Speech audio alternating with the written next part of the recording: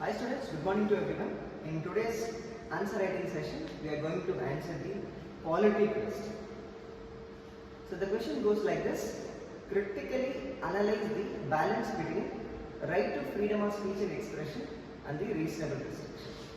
So we have to note two things. One is the question is about critical analysis, and the core area of the question is about balance between the rights and the reasonable restriction. So you have to be very clear that the word balance is given. So there is a possibility that you may tend to answer about the right to freedom of speech and expression exclusively about the topic. So that is not the question. So we have to be very clear about the topic, that we have to be write the answer specific to the balance between the right and the reasonable restriction. So the question seems very simple, but the problem is that we may face difficulty in writing the introduction and conclusion part, and also we tend to face difficulty in delineating the introduction and conclusion part from the body part. So that is also there, and also even elaborating the body part is also difficult. So I'll tell you how to write these three in a very crisp manner. So first we are going to talk about the introduction. So as it is given in the introduction part, so we are going to start the introduction with the factual idea. So mention about the article, and we are going to tell them that this particular right is given in the part 3 of the constitution, and it is not absolute in nature, and even we can add the facts that it is mentioned in the article 19(1)(a). Even we can mention the subclasses of the particular idea, so that is also possible. So we can start the introduction by giving the facts itself, that itself suffices. So next, moving to the body part. So the question is about the critical analysis. So in general, we tend to interpret the idea of critical analysis in two ways. Okay, try to present the positive and negative sides of the particular issue. But here, the question itself very clear that it talks about a very positive statement, that it is a balance between the rights and restriction. So here we have to interpret in a different way. So what we can do is, we can interpret in this manner that the theoretical point of view and the practical point of view.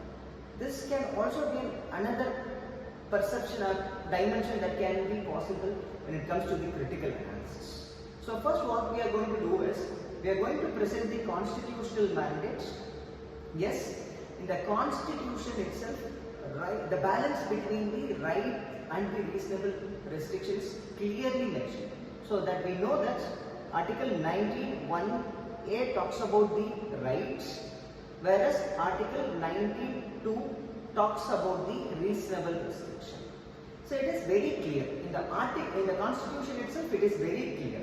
So one side, so right, yes, it gives a very wider scope for wider interpretation of the right. Yes, that is also possible. On the other hand, the reasonable restriction is very limited. So they had given the specific set of negative lists. Okay, for example, okay, security and sovereignty, friend relation with the foreign nations, and then, for example, defamation.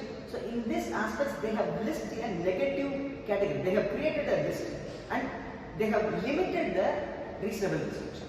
So in this aspect, the constitution itself, the balance is maintained. So that is one idea.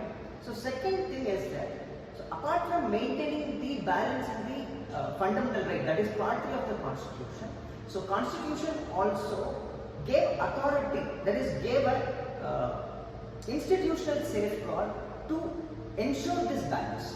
So for example, reasonableness of the restriction. For example, if a state is proposing any legislation which seems that it is intervening into the right to expression, speech and expression, then it comes to the responsibility of the apex court to discuss whether it is reasonable in nature or not, whether it falls under the reasonable restrictions or not. So that comes under the jurisdiction of Supreme Court. So that is one thing. And then whether the individual right is qualified in nature. For example, if some individual is commenting on someone, then whether this particular comment falls under the freedom of rights and speech and expression or not, that will also be judged by the Supreme Court. So here, in order to maintain the balance, we have the institutional safeguard. So constitution itself clearly mentioned about the balance, and also we have the institutional mechanism to safeguard the balance between the right and the reasonable restriction. But it is a theoretical perspective of this dimension, theoretical dimension of this balance. But when it comes to the practical implementation, there are challenges. So that we have to be noted in the answer also. So then only we can able to write a very realistic answer. So first thing is that the misuse of this reasonable restriction against the citizens. So that is very evident. So in most of the cases, the government is using some of the IPC provisions to curb the dissent against the government. Most of the time, they will come up with these sedition charges to silence the dissent. So this is the idea.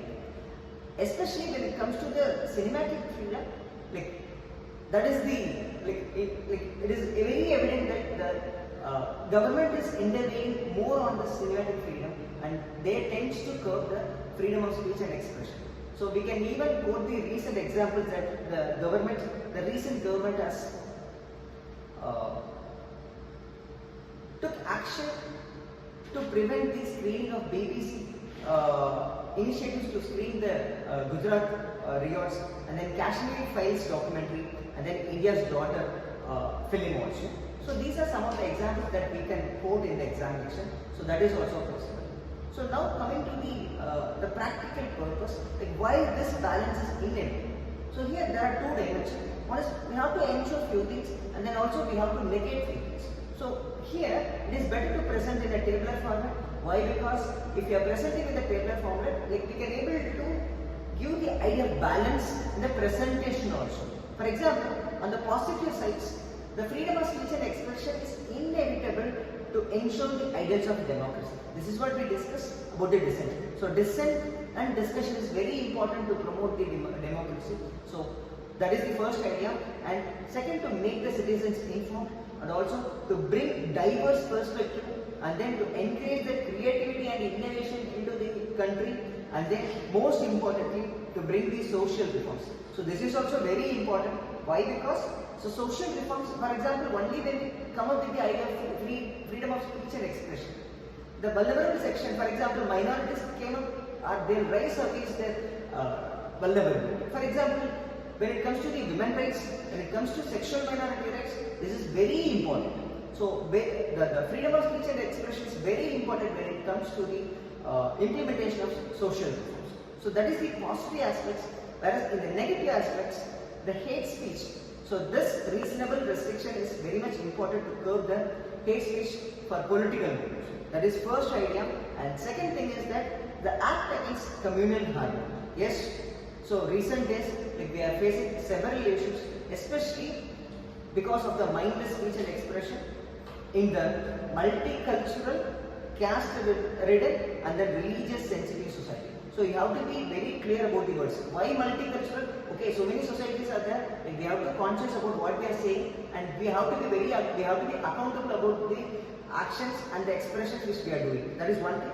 And then India is a caste-ridden society, and if we are commenting on something in terms of caste, then it will also create a public issue in the public order, and then same is the case for the religious sentimental ideas as well.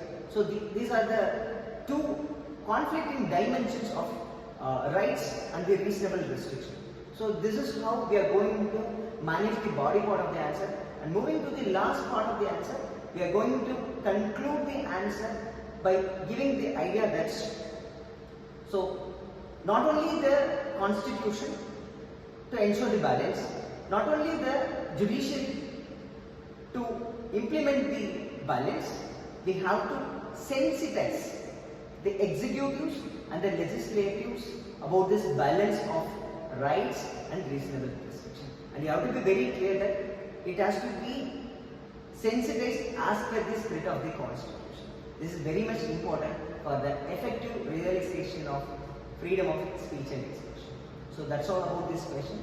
Thank you.